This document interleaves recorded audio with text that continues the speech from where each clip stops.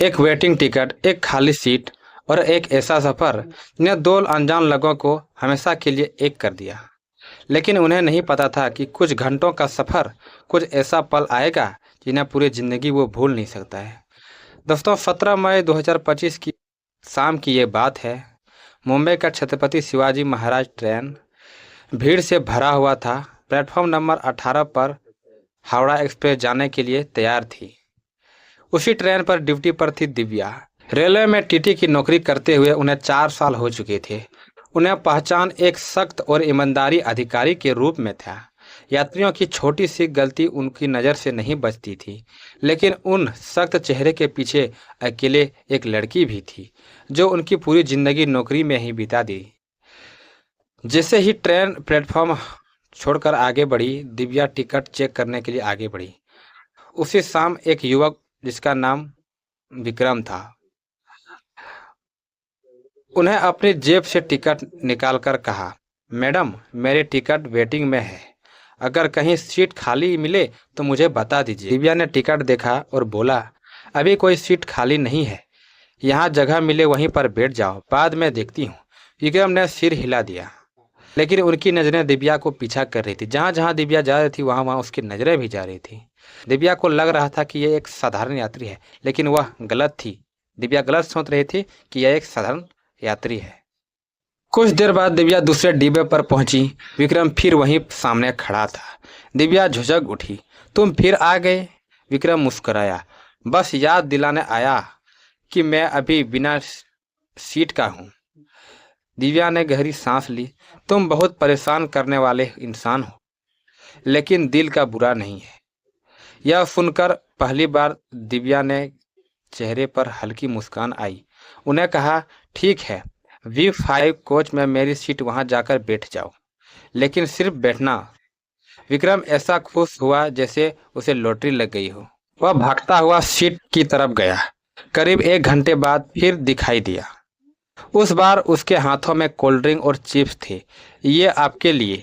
दिव्या हैरान रह गई, मेरे लिए क्यों? क्योंकि आप ईमानदारी से इतना मेहनत कर रहे हैं। दिव्या कुछ पल के लिए देखती रही। उन्हें पहली बार किसी लड़का ने बाकी लोगों से जैसा नहीं बल्कि अपनों के जैसा ट्रीट किया। लेकिन अगली कहानी अभी शुरू ही होने वाली थी। पूरी ट्रेन रफ्तार से दौड़ रही थी। दिव्या ने पूरी ट्रेन चेक कर ली थी, लेकिन कोई सीट खाली नहीं थी। जब यह वापस लौटी, लेकिन विक्रम ने भी पूछा कि मैडम, मैं कहीं पर सीट खाली मिला? कोई दिव्या ने कहा, कोई सीट खाली नहीं मिली। उसे उम्मीद से पूछा। दिव्या ने फिर सिर हिलाया, नहीं, कोई भी सीट खाली नहीं था। विक्रम का चेहरा उतर गया। मैं तो रात कैसे बिताऊंगा, जैसे बाकी लोग बिताते हैं। दोनों कुछ सेकंड के लिए चुप रह गई। फिर विक्रम ने 2 कॉफी ऑर्डर कर दिया, एक कप दिव्या के लिए और एक कप अपने लिए। लेकिन दिव्या ने मना कर दिया कॉफ़ी लेने से दोस्तों। लेकिन विक्रम ने कहा, यह मेरे दोस्ती के लिए एक कॉफ़ी है। दिव्या हंस पड़ी, हमें दोस्त कब बने? जब आपने मुझे अपनी सीट दी तब भी आप दोस्त बन गए। दिव्या ने बिना कोई सोचे कॉफ़ी का कप ले लिया। कॉफ़ी के साथ बातचीत शुरू हो गई। बात नौकरी से शुरू हुई और ज़िंदगी तक पहुंच गई। विक्रम ने बताया कि मैं एक सॉफ्टवेयर इंजीनियर हूं और मैं मुंबई में काम करता हूं।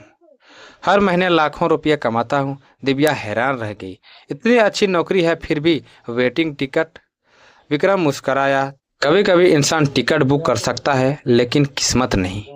और फिर विक्रम ने अपनी जिंदगी का कुछ ऐसा सच बताया जो दिव्या पूरा अंदर तक हिल गई। विक्रम कुछ पल के लिए चुप रहा, फिर बोला, 6 महीने पहले मेरी गर्लफ्रेंड की शादी किसी और के साथ हो गई। दिव्या ने पूछा कि तुम उसे रोका क्यों नहीं? विक्रम ने बताया, क्योंकि उसका माता पिता हमको पसंद नहीं करता था। वह बंगाली लड़का था दोस्तों, इसीलिए उसको पसंद नहीं कर रहा था। दिव्या हैरान हो गई, आज के ज़माने में कोई इतना समझदार कैसे हो सकता है? धीरे धीरे दोनों एक दूसरे के करीब आने लगे। रात के 12 बज गए थे। सभी यात्री सो चुके थे। पूरे डब्बे में सन्नाटा था दोस्तों। दिव्या अपनी आखिरी ड्यूटी खत्म करके वापस आई।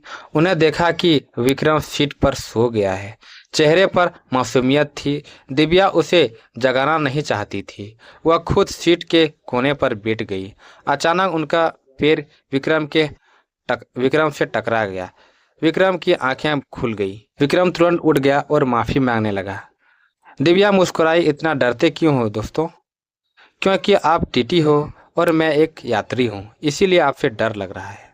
लेकिन अगले कुछ मिनटों में जो कुछ हुआ वह दोनों कभी नहीं भूल सकता। दिव्या ने कहा, बैठ जाओ। विक्रम ने मना कर दिया, नहीं, आपको दिक्कत होगा। नहीं, मैं नहीं बैठ सकता। दिव्या ने फिर कहा, मैंने कहा तुम बैठ जाओ। कि विक्रम बैठ गया। सीट छोटी थी, दोनों को एडजस्ट करना पड़ रहा था दोस्तों। एक ट्रेन झटके खा रही थी, कभी उनके हाथ टकरा जाते, कभी कंधे टकरा जाते, लेकिन दोनों को अजीब तरह का सुकून मिल रहा था, जैसे वर्षों पहले एक दूसरे को जानते हो। रात धीरे धीरे गुजर रही थी, बातें चल रही थी, कभी खामोशी होता है, कभी हंसी खुलती है, कभी यादें, कभी सपने, और कभी किसी बिना बात किए चुपचाप अपनी यात्रा तय कर रही थी। सुबह ट्रेन नागपुर पहुंचने वाली थी। दिव्या को यहीं पर उतरना था दोस्तों। दिव्या अपना सामान समेट रही थी। विक्रम उसे बार बार देख रहा था। विक्रम का दिल हमेशा के लिए खालीपन लगने लगा। विक्रम को लग रहा था कोई उसका अपना अपनों से दूर हो रहा है। विक्रम ने पूछ ही लिया कि मैडम, कभी आपसे मुलाकात होगी? दिव्या मुस्कुराई, अगर किस्मत चाहे तो जरूर। किस्मत पर भरोसा नहीं है, विक्रम ने कहा। आपका नंबर दे दीजिए। विक्रम ने अब दिव्या का नंबर मांग लिया दोस्तों। दिव्या हंस पड़ी और पहली बार उन्हें बिना झिझक अपना नंबर दे दिया। लेकिन असली सरप्राइज अभी बाकी था। ट्रेन नागपुर छोड़ चुकी थी। कुछ घंटे बाद विक्रम के फोन पर कॉल आया।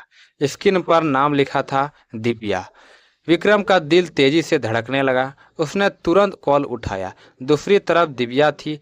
दिव्या ने पूछा, तुम कैसे हो? आपकी याद आ रही है? दिव्या हंस पड़ी, फिर बोली, कल मैंने कहा था कि ट्रेन में मेरा एक खास दोस्त सफर कर रहा है, वो खास दोस्त तुम ही हो। कुछ सेकंड तक विक्रम चुप रहा, कुछ बोल नहीं पा रहा था। उनकी खुशी का ठिकाना नहीं था। उस दिन के बाद दोनों रोजाना बात करने लगे। फोन कॉल घंटों तक चलने लगा। फिर मुलाकात हुई दोस्तों। ये मुलाकात प्यार में बदल गई। एक साल बाद दोनों परिवार मिले और दोनों की शादी हो गई। तो ये कहानी आपको कैसा लगा, कमेंट में जरूर बताइएगा।